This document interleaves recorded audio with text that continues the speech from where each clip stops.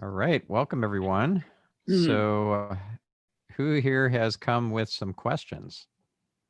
Anyone? Or some objectives? Who wants to I have accomplish some something? objectives for sure. Yeah. And some questions. Well, why don't we But Rick go? seems to be raising his hand first. Yeah, why don't we go I don't through care. Anybody each got of you? any order? Any order. Okay. Well, Rick, why don't you go ahead? Well, actually, I've just started to develop YouTube videos, and so I've just uploaded one, and I haven't done one in a long time, and I'm getting back into it. I have no idea what I'm doing, in terms of how to promote it, even setting things up, how to drive traffic to it. I'm naive 101. All right. So why do you do a round robin and find out what other people want to do rather than diving into one first? It might be better to see what everybody's agenda is and then see what the common interests are. But that's top of my list anyway. So why don't we just do agenda setting? Stephen, you want to go next? Oh, sure. I won't be that long. So yeah, I have some objectives that I'd like to accomplish. So I have discovered that my name does come up first. When we kind of discovered that whenever you type in Stephen Harms, I come up first, which is amazing because I have no social media presence and I don't have a website. And so we've concluded that the reason that I come up first is because I'm part of I'm part of these groups, the LA Master Crowd, the LA Opera, and I've sung on movies and stuff like that. So that's the reason why. But I would like to stay first. And I'm guessing that the best next thing for me to do is to build a website. We did talk about the fact that StephenHarms.com is taken. Does it matter if I'm something else? StephenHarms.world, StephenHarms.net, what would be my website name if I was to do that? And I do have somebody to help me build the website, so that's all taken care of. I don't know what my branding should be in that sense for the. Well, we can definitely talk about it. I don't know that it needs to be just your name. It could be, well, brand is a promise. So if your promise were, let's say, revitalize your voice or reinvigorate your voice or discover your voice or whatever it is, .com, that could be your website. That's better than going with my name. It's not better. It's just different. It is more of a brand promise than just your name. Well, I see what you're saying. If somebody sees StephenHarms.net, do they feel a brand promise like, wow, I'm going to transform my voice and make all this extra money and be more successful and more fulfilled? Well, when people Google, do they Google the brand or do they Google the name normally? If I meet somebody, if I have the website, something your voice, whatever that happens to be, when they Google my name, that'll just come up. But then it, see, I guess. Well, let's turn this around. What did you first Google when you met Ken for the first time? I never Google. Okay. Well, imagine you had. Would you have Googled Ken Rutkowski or would you have Googled metal? I don't know. I don't Google people, so maybe somebody else could answer that question. Maybe Harry or could speak. I mean, I would have done his name for sure, right? And I think what's unique, Stephen, also in your name and Ken's is like it's in mine is like it's not Steve Smith, right? It is not Steve Smith. We're gonna have a lot of trouble placing on natural search in Steve Smith, right? I would assume so. I see. I Googled. Apparently, your name is John Zerden. That's correct. Right. And again, mine is fairly unique, right? I think I know all of the Zerdens in at least in the US, right? So, and I own Zerden.com, so that makes it easy also. But I think Jared said he Googles both. That's what I do as well, guys. I do a deep dive and I just keep following whatever's listed. Okay. Yeah, when I met Stephen, I Googled his name and I read all the biographies that he wasn't even aware that were on the internet. Because when I told him, I read you did this, and he's like, where'd you read that? I said, on this site. I Googled you, so and he wasn't even aware of that being on there. That's right. Yeah. So you guys know who Roger Love is, right? Yep. So he's a client of mine and a friend. And when you Google his name, you will find rogerlove.com ranks #1, but he also has some other websites. He has theperfectvoice.com. That ranks #4. He's got rogerlovesingingacademy.com. That ranks #5. I'm not saying that this is the right thing to do to have all these different websites, but each website has a different brand positioning, different brand promise. So if you check out stephenspencer.com, you see that that's a personal website with a business and marketing focus. But if you check out marketingspeak.com, that's one of my podcasts, that has a focus on learning and upskilling in marketing, SEO and analytics and paid search and Facebook ads and all that sort of stuff. So I could have put Marketing Speak podcast under stephenspencer.com, but I wanted to have that as a separate brand. I wanted that to be more substantial than just a page hanging off of stephenspencer.com. So it depends on your objectives, what you're after. If you have a personal website, whether it's stephenharms.net or it's the opera singer with heart.com or whatever it is, it'll rank #1 because I'm the only you're Stephen Harms, and this is you're the Stephen Harms that as long as you have some links pointing to that site. If you have 0 links, that's going to be a lot harder. And how does a podcast doesn't trust sites that doesn't have any links to it? If you do a podcast, does that like what is how do those interact with each other, having a website? And it can just be any podcast. It doesn't even matter. Just any podcast would work, right? Well, a podcast is a marketing channel. It's also an opportunity to create a lot of content and to have an intimate relationship with your listener, much more so than if they are watching videos, which I don't have any problem with. I still think there's a lot of value to having videos, but a podcast is a different thing. Like you have an hour or at least 30 minutes or whatever the length of your podcast is to speak into the ear of your listener every week, or for however long that they listen to it. So that's amazing, and you build rapport and connection with these people in ways that just having blog posts or just web content doesn't produce. Got it. Yeah. So I wanted to go through the rest of you guys, get your objectives and questions so that we can see what we got for this week's show. If this is a show, I don't know if this is a show, but yeah, I mean, I could next? just give you a few seconds of background for myself. I don't have specific questions because I was unable to attend last week, but maybe that gives you some context. So I'm a CEO of a mental health group, psychiatry, psychology, therapy, and what we've done to date to generate business, because we're in network with insurance providers, is I'll call it SEO within the insurance directories. Without getting into many specifics, we have lots and lots and lots of listings and lots of zip codes, which is how people find us. And so to date, our acquisition cost for customers has been whatever discount we give by taking insurance, right?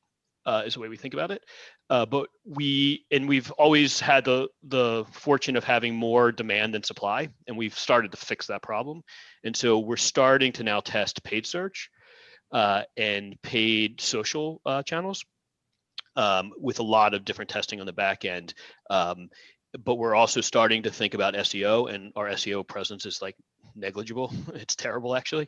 And so anything I can learn through that perspective is good. I've come from, my background is more in the paid channels. So I ran Publishers Clearinghouse for a long time on the interactive side. So I'm used to buying media, converting media, but not the natural search stuff. Gotcha. Okay, cool. And you game for me to pull up your website at some point during this happierliving.com hour? Yeah. Okay. And we can talk about, Cool. we can also talk about some of the stuff we're trying on the paid search side that you may on the landing page piece, which you won't see there yet. Okay. All right, Jared. Mine's in between Rick and Steven. I'm very interested in just the sort of, what do you do with regards to the YouTube branding, like multiple websites, things? Because I have the comedy stuff I want to do, and then the spiritual speaking. And I've always had sort of I don't want to put those together, but I don't know how to do that. But then I have my acting. So what you just said about having multiple websites definitely sort of was like, oh, that might be the solution. But I'm also wanting to put up more videos. I've only got a couple on YouTube, so kind of in between what Rick and Steven did. And of course, anything we can learn about SEO. I know nothing about SEO. So when everybody's making comments about SEO, I'm going, I have no idea. All right. Hey guys, No if I problem. could add Cool. to that, Steven, so maybe you can answer these questions simultaneously. I'm about to turn in a proposal in the next day or two for a client. They're called Sedona Experience, and they own Jeep tours and helicopter tours and venues and everything. And they need SEO desperately, which I don't do. So I'm interested in what kind of funds, what kind of pricing to put in to get them quality SEO. They have their web designers trying to do it, and this do-it-yourself kind of thing. So their content isn't bad. I'll up the content, but what they really need is, I think, better data analytics and SEO. So that's what I'm interested in, pricing for that. Okay. Pricing. Got it. Do you have a sense of their budget for SEO or No, no what's clue? funny is these guys have money to spend. They've been burned a couple of times, and that's how I started my presentation with them. I said, look, people are going to come in here and promise you everything, and they're not going to deliver. This is what these agencies do, right? Typical agencies. I say, I can get you tons of impressions. You want 1 million views? We might as well make cat videos. But to get quality conversions and what you guys really need to be doing, what you should be doing, you're not. And it's, it's on the back end. So it'll be a matter, I think, of me giving them a tiered pricing structure, right? Because as they see the results, I know they'll spend more. So I don't know. I think they've got a gal they're spending a couple grand a month with, and she does 4 posts a week, which doesn't do anything for them. So okay. All righty.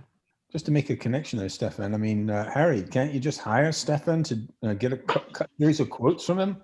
And that's my hope, Rick. That is definitely my hope. All right, then. There you are. I'm just trying to help you solicit some business on your behalf, okay?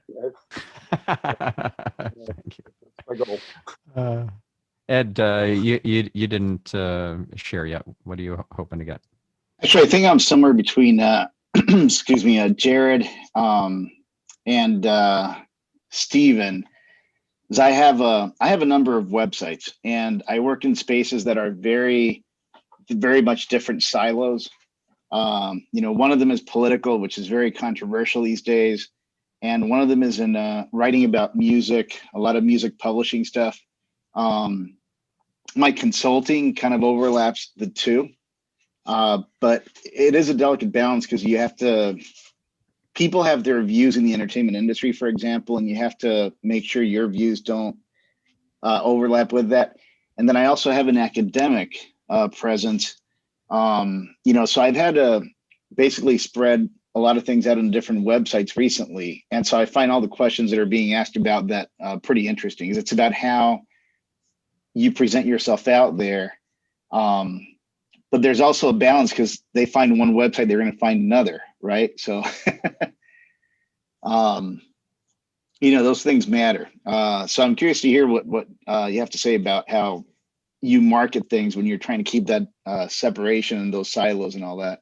Okay, what would be an example a situation where you want to keep those the separate silos? I don't. I'm curious to hear. I would say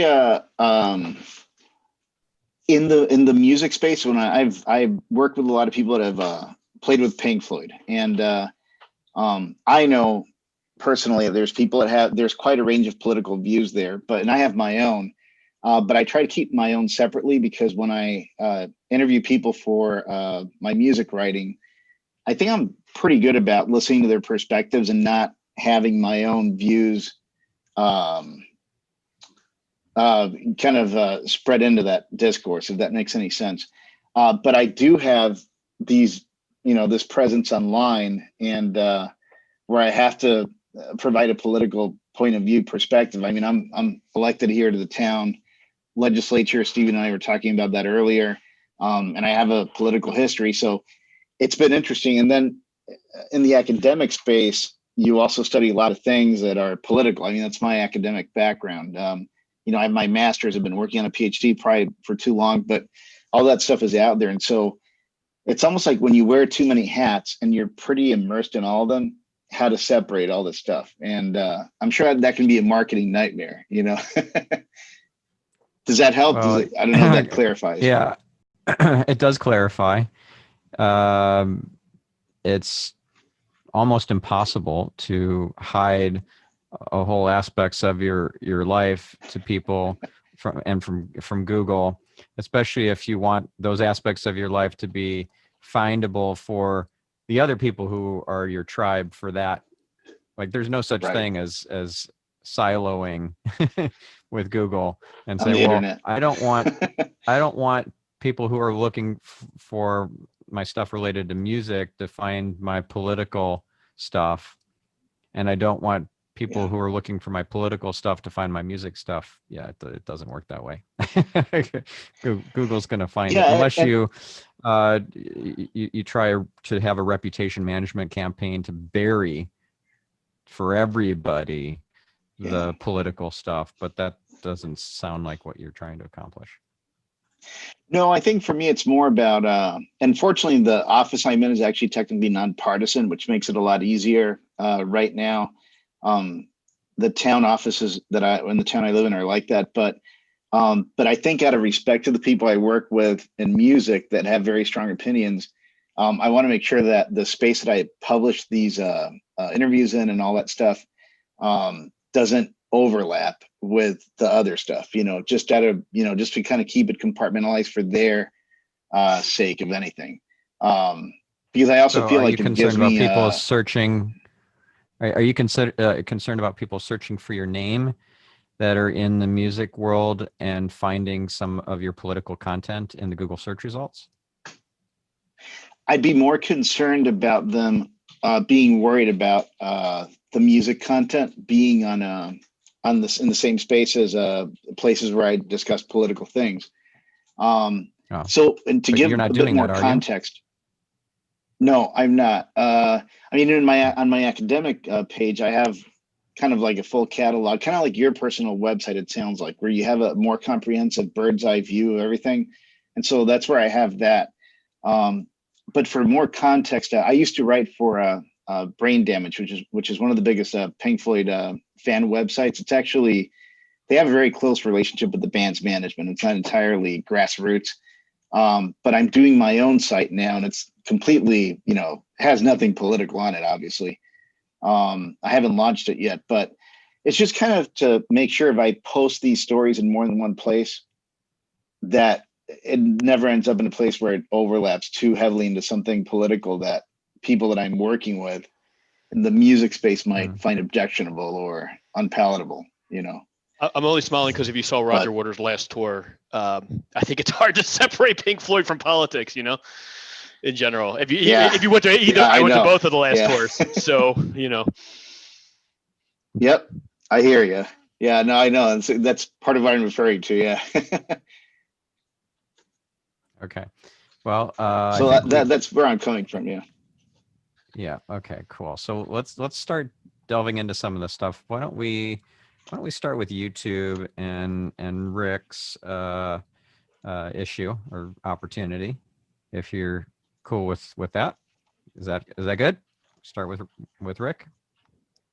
Cool. Yep. All right, here we go. I'm going to share my screen.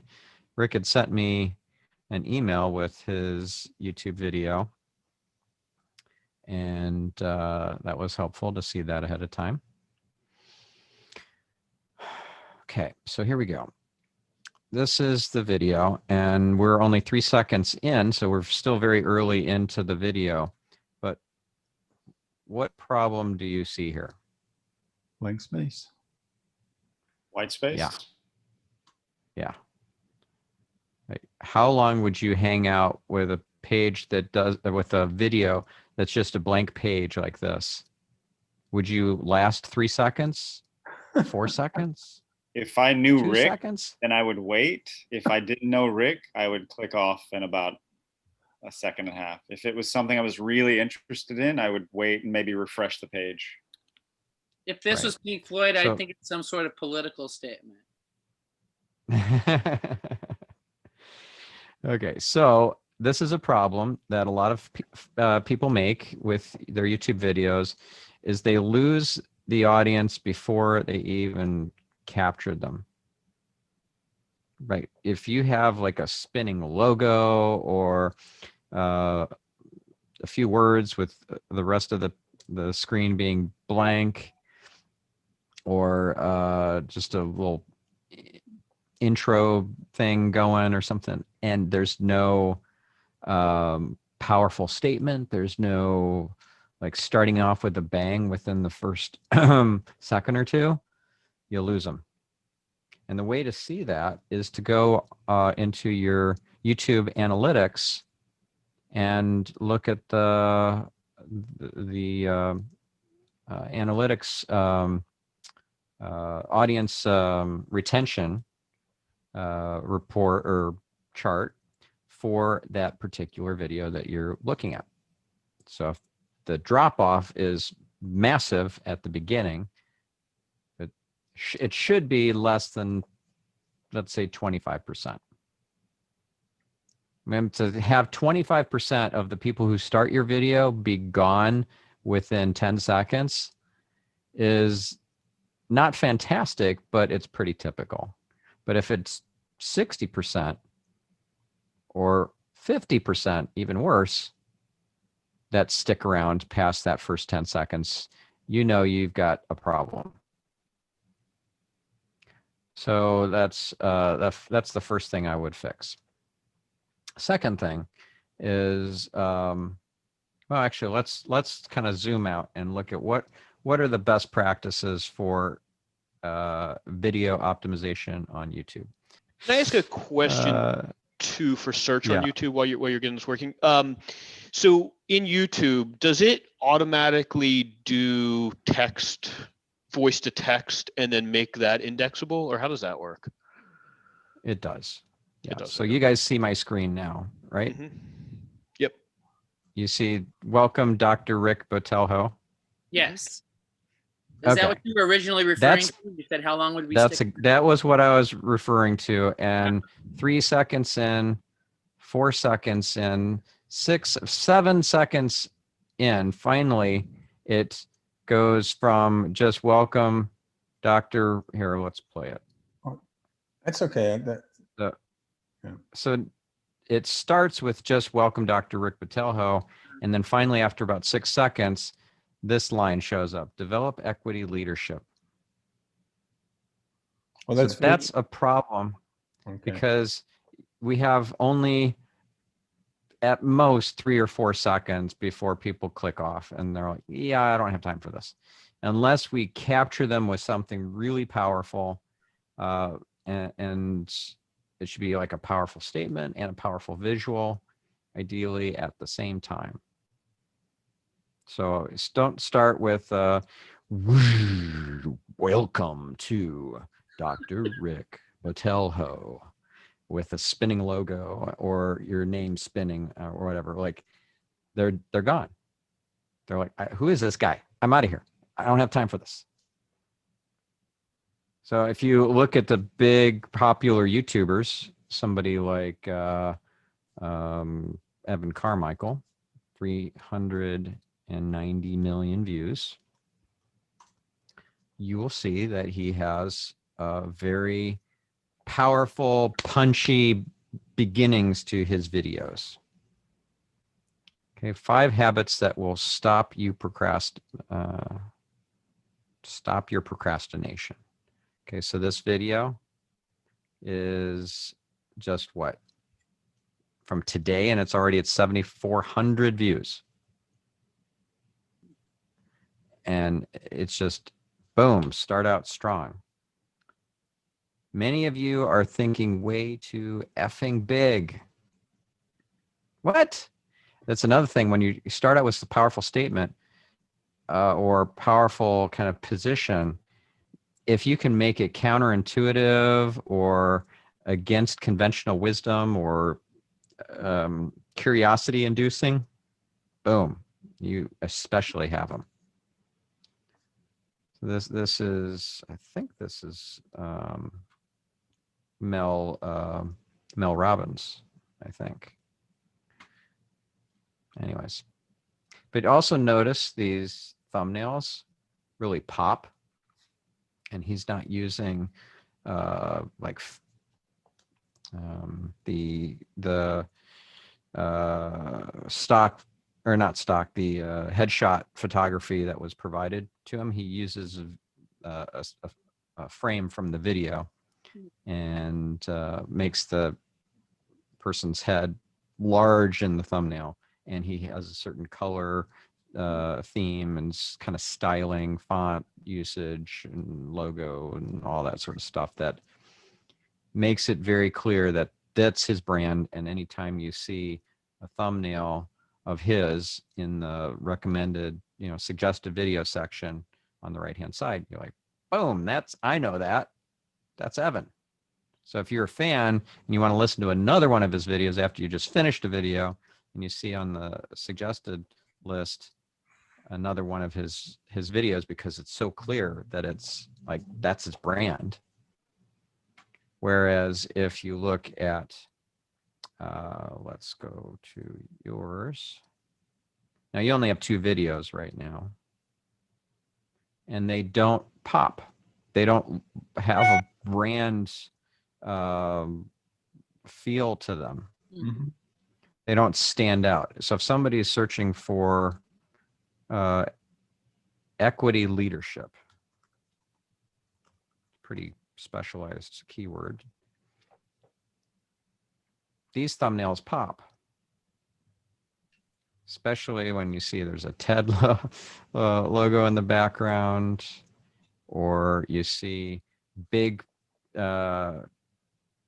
pictures of people's faces. I mean, these are not ideal. This is better. This one's better because it's got some bold text as well. So this is Vanessa Van Edwards. I don't know if you've ever seen her speak. She actually spoke at Metal several years ago. She's great. So body language of leaders, that's intriguing. So she's actually conveying that body language, like doing the steeple thing. And she's conveying what she's doing by using some text and not very many words. You don't want to have 15 words there in the thumbnail.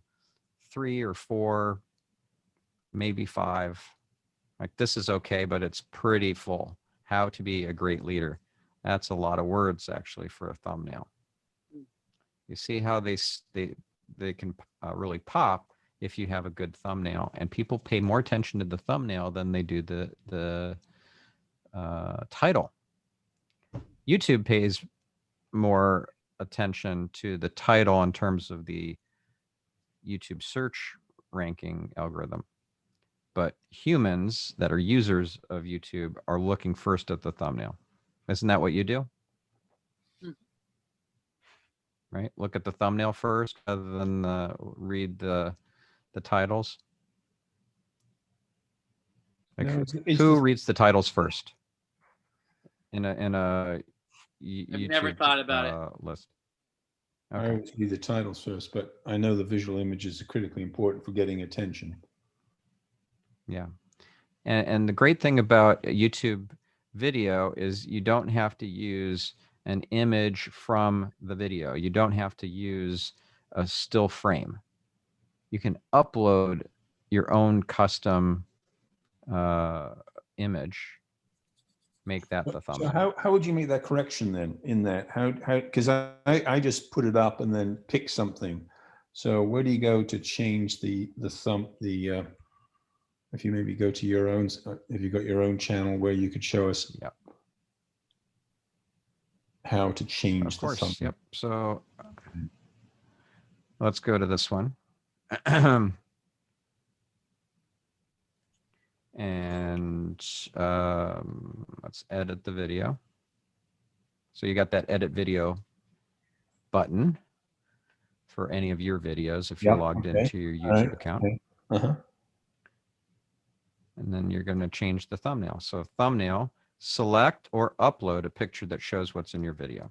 So we could just go with what's already in the video. I'll give you a few selections, but you can also can you change those? Upload your own. Stefan, can you change those? Because I mean, they give you an option, but if there's something else in it that you want us to use from it, can you make your own selection? Yeah, the way that you would make your own selection is by creating your own. I see. Then you have to then upload it. Okay. Yeah. So the thumbnails that they give you as options are based on their own algorithm, and they just will give you a few different choices. On that point, Stefan, really quick. To create your own, is that easy, and is it easy to load in, or is that a lot more work than just using what they provide? No, it's easy. It's easy, and it's essential. You have to do this. You should not be just leaving it to whatever random frame that was option of the YouTube algorithm. Got it. So custom thumbnail is critical, and as you can see from where were those examples again here, these pop. I'll give you another example of a big YouTuber. I mean, something like that. Relatively big. Yeah. So go ahead. No, I was going to say, you just put that LinkedIn article up, but that frame up there in purple, would that be a reasonable thumbnail to use, or a variation on the theme of that? Because between what, to what extent are you branding yourself or the message? And if you put people in, then you're obviously oh well, these are interviews, so that's why those make sense. Yeah, no, I understand that. Yeah. But if you so let's use somebody else as an example. Let's do video influencers. So you can see how these are very much like the two stars of this channel, Benji and Sean. So those are the two guys there. They're the stars of most of the videos. Sometimes they're interviewing other people, but oftentimes it's just the two of them or one of them. And so here's an example where it's just Sean. And he says, find your niche. That's like so direct and straightforward, but also intriguing and powerful and compelling. He doesn't have 15 words in that thumbnail, and he doesn't have a still image from the video. This isn't from the video. That was a separate picture that was shot in this in the shoot. Okay, so he took the video. He's like, all right, now we're going to take a still shot of me for the thumbnail. Maybe he took multiple ones and then chose one of them. And then he uploaded, or his team uploaded, the custom thumbnail. Evan Carmichael, he does this thing where he'll use a tool called TubeBuddy. I was going to say, Stefan, could you put the URLs of the things you're showing into the chat box? So Yeah, sure. the ones that you think are worthwhile looking at or learning more about, Sure. including your own work. Sure. Hey, Stephen, are you related to Chloe? Yeah, Chloe's my daughter. Oh, we were friends years ago. Like years ago here in LA.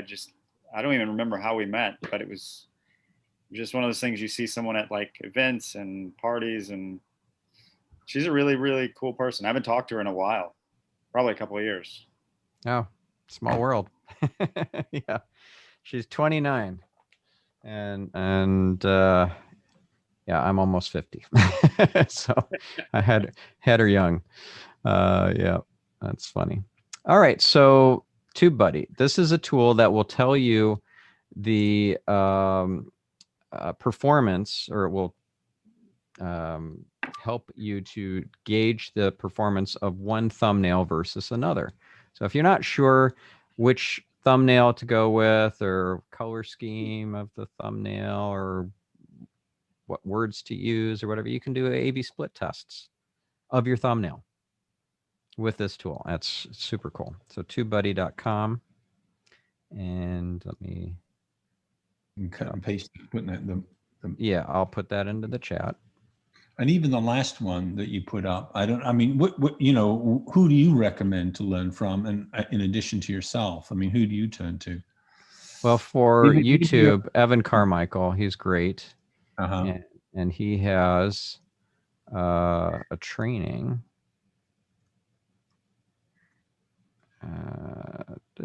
This one.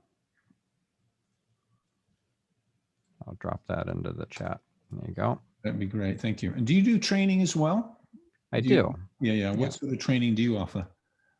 So mine are on stefanspencer.com. I've got 6 courses. One's on auditing, doing an SEO audit of your website. There's one on content marketing and link building.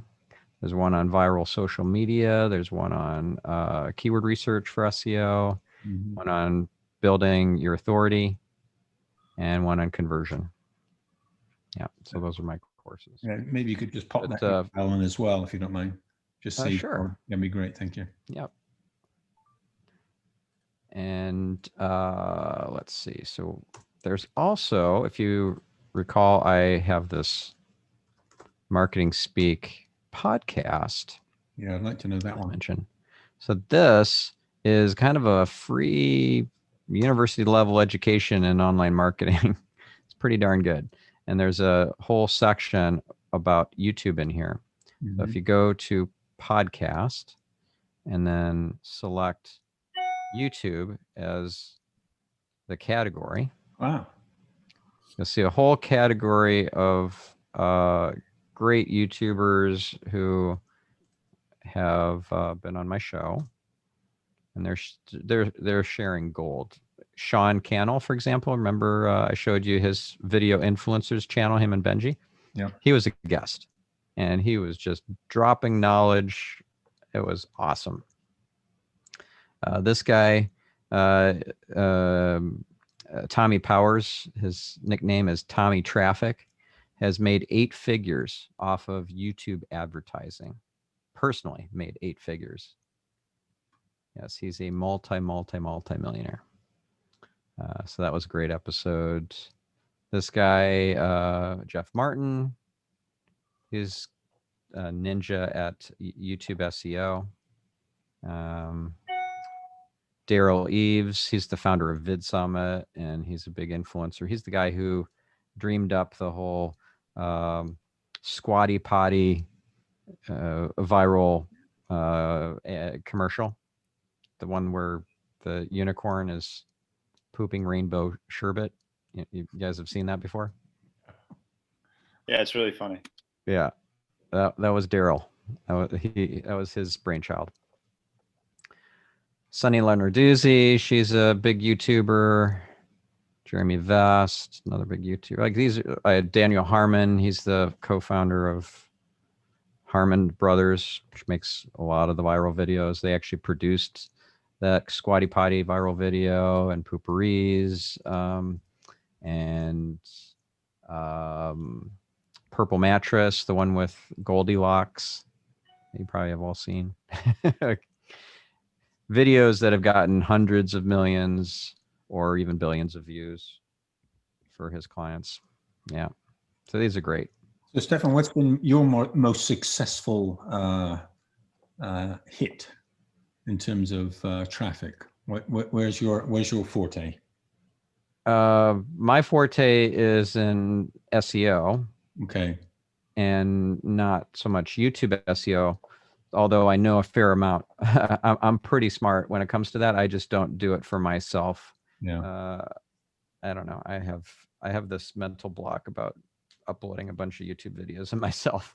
I do have some, but I could be prolific if I wanted to, like do videos every day and have a video editor, do all sorts of cool effects and like the end cards and all that sort of stuff. But I just prefer to work on my client stuff.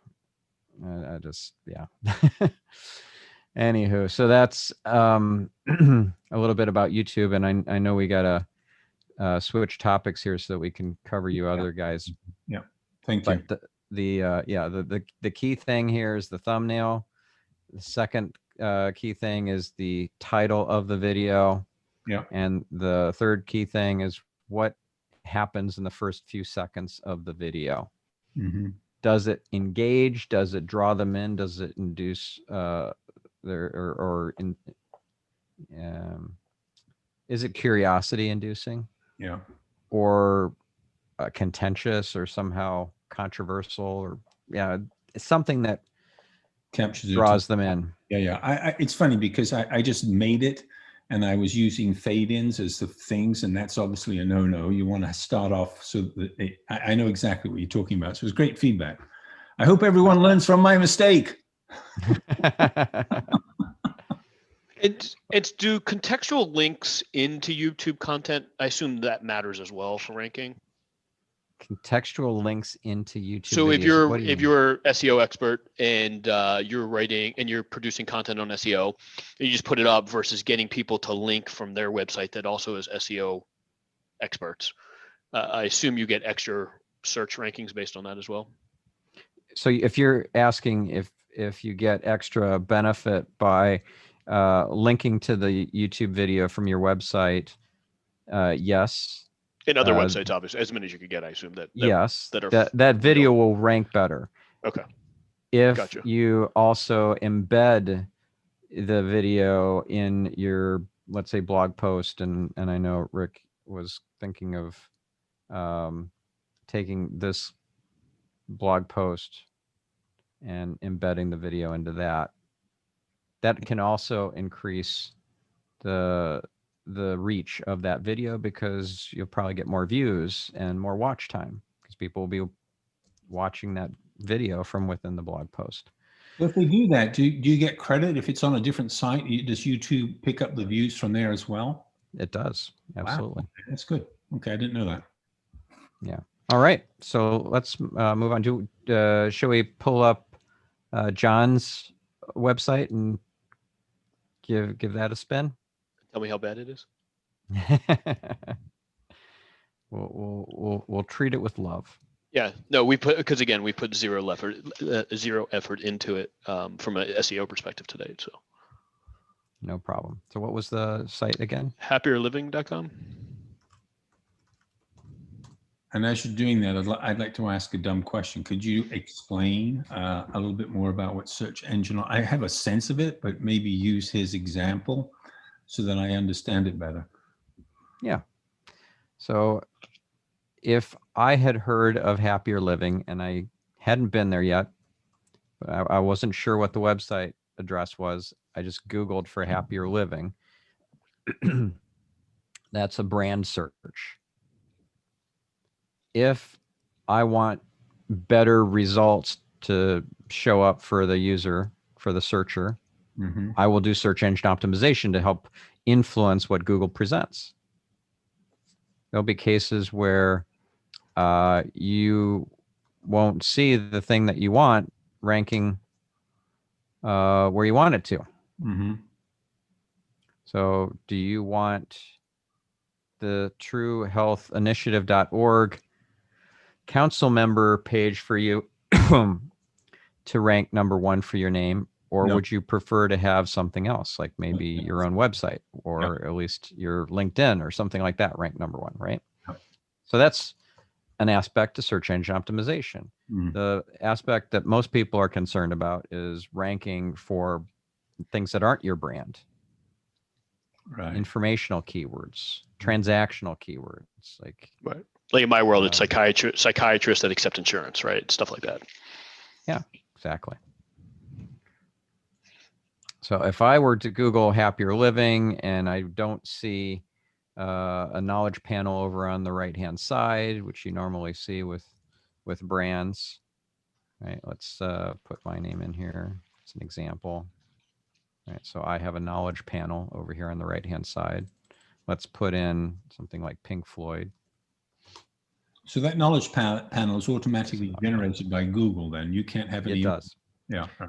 But you can do some things to help trigger it to get created by Google. The fact that Happier Living doesn't have one is a missed opportunity that would make it seem like a smaller brand. But at least they've got their number 1 position for that. You know, it'd be bad if LinkedIn ranked number 1 or something for Happier Living, but he ranks. Okay, so let's try a non-brand keyword like psychiatrists near me that accept Use United. I mean, that's by far our largest. United. Mm-hmm. Got it.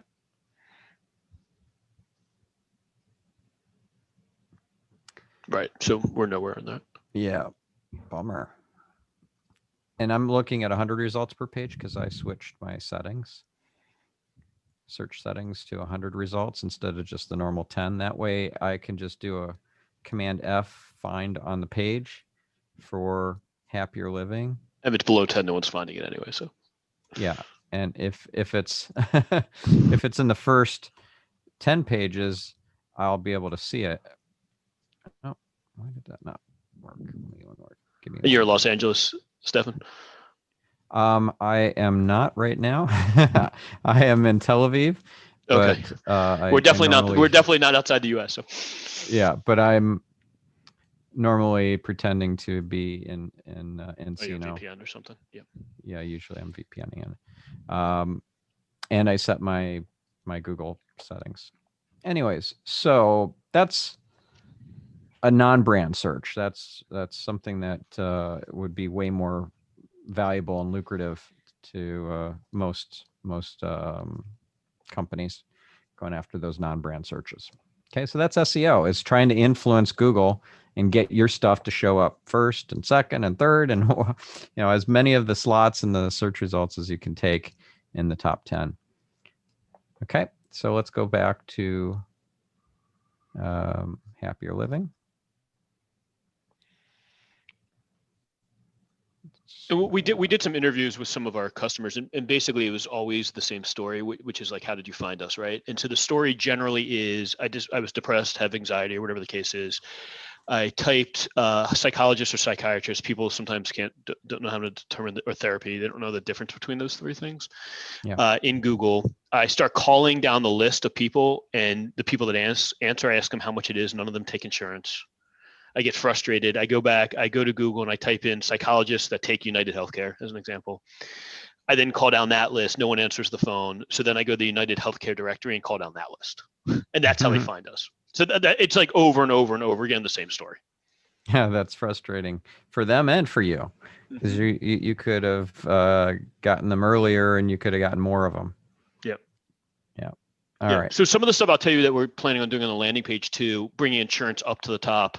If I know they came from United, it's having United up at the top, right, as opposed to Blue Cross. But also saying things like, hey, we can see you today, but we only have 5 spots left, or 3 booked now, that kind of stuff. Mm-hmm. Is what we're testing on the paid side. Okay, so let's first of all see what you are ranking for and estimated traffic for those keywords. I'm going to use a tool called Ahrefs. I'm going to put in your domain in here. Again, could you put that link into the box as well? So, sure thing. Great, thank you. Yep.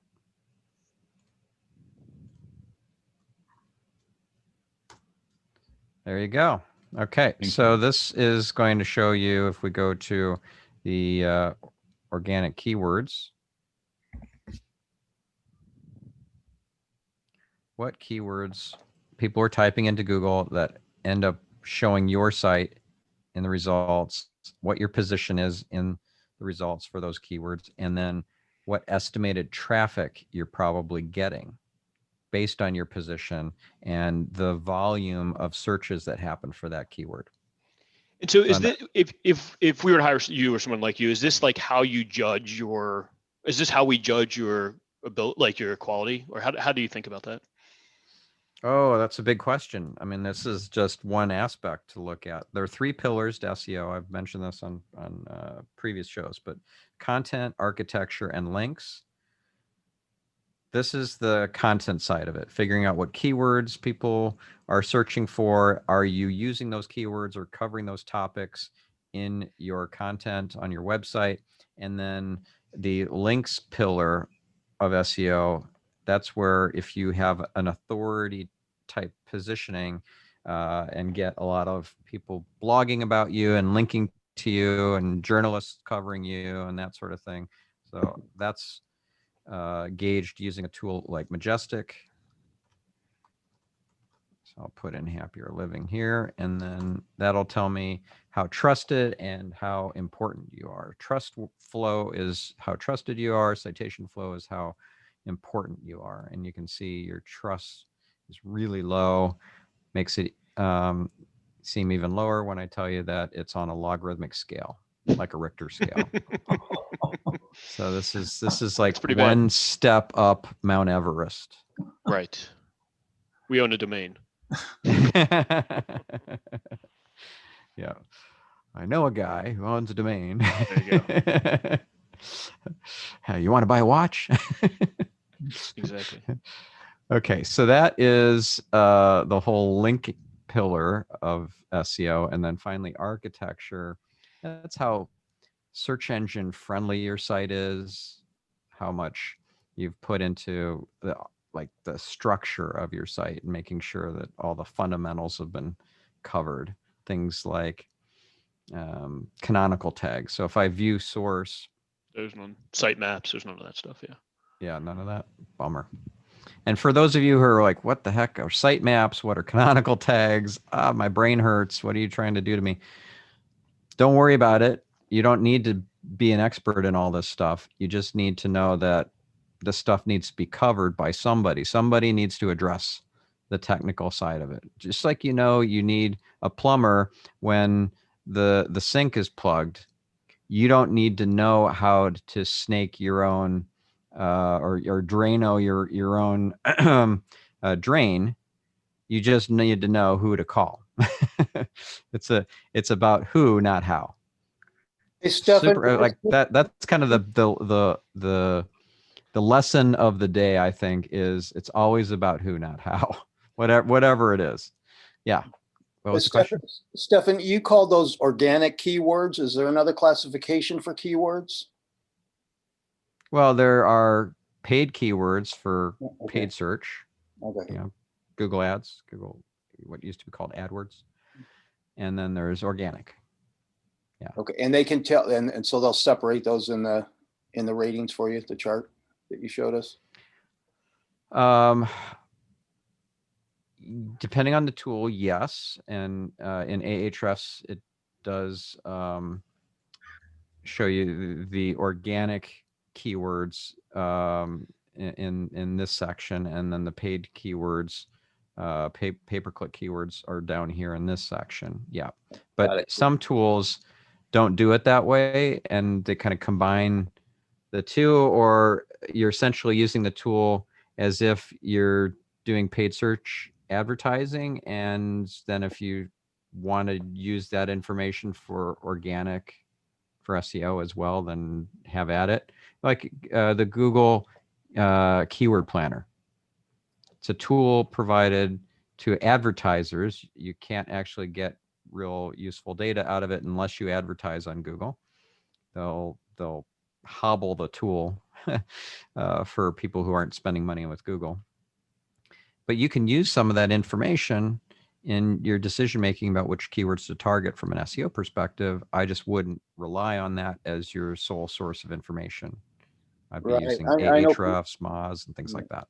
Like I know people that pay to boost Facebook ads, but I find Yeah. that to be useless in most cases if you don't know. Yeah, it is. Okay. Yeah. So if we go back here, and I know we got to wrap up in a minute, and Harry, I want to give you a quick answer to your question. So these are keywords that are driving traffic to happierliving.com. And there's a lot of opportunity for growth here because other than the brand, these keywords that are non-brand keywords are driving only a trickle of traffic. Yeah, and they're not even well positioned. So those are all providers that we employ, but they're not even, those pages aren't even SEO optimized, right? Yeah, so there's a lot of opportunity. We can dig into this more on a future call. But next week, I'm not going to be able to make it. I am out next week, so I'm sorry. I will have to not be here, but we'll be back the following week. So. Can I just give John some quick feedback on your site, just food for thought, because it's very much in a positive way. It's more in positive psychology.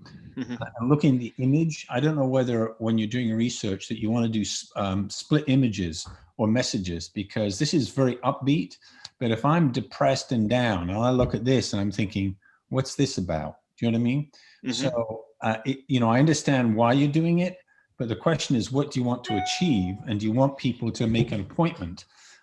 So I just feel a little disconnect if I'm putting my head in a position of being somebody think, God, I need a therapist, or I'm so screwed up, or I know of somebody who's so screwed up who's got United and I need to get them an appointment.